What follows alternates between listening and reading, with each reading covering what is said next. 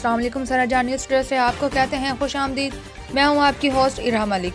खबर शामिल करते हैं चिन्योट से। डिप्टी कमिश्नर चिन्योट मोहम्मद फारूक रशीद ने रेस्क्यू 1122 की मोटर बाइक रेस्क्यू सर्विसेज का बाकायदा इफ्तिताह कर दिया। इस मौके पर उनके हमरा district emergency officer madam Tahira Khan और CEO health doctor Mushtaq Bashir भी मौजूद थे।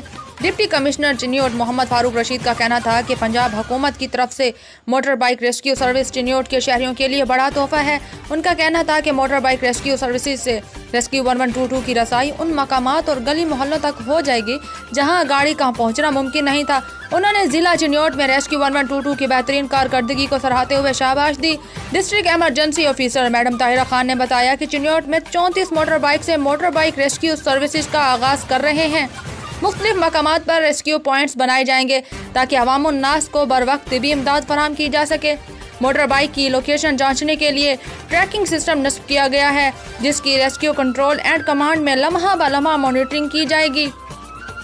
District emergency officer madam Tahira Khan ने बताया कि रेस्क्यू स्टाफ हम वक्त आवाम की खिदमत के लिए तैयार है।